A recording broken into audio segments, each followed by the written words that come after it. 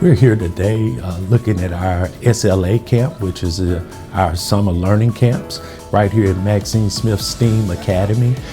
We're seeing some great learning taking place. It's always good for us to be able to provide these opportunities for our students, particularly during the summer, because students can go through what's called summer learning loss.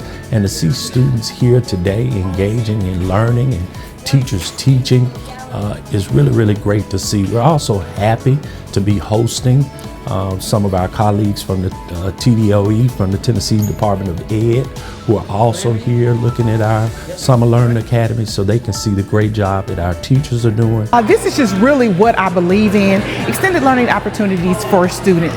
It gives them a safe, fun, and supportive learning environment.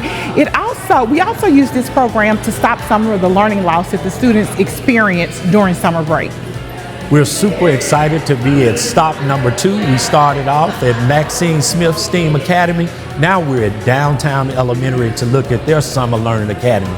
Again, we want to thank Jake Nichols from the State Department for being here today and being on our tour to look at our Summer Learning Academies. Parents, again, if you have students who are not doing anything, please reach out to some of our schools and register them.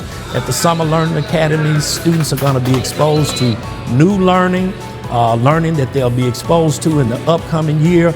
We know during the summer there's a summer learning loss, and we're trying to prevent that while also having students being given the opportunity to engage in wonderful, exciting summer learning.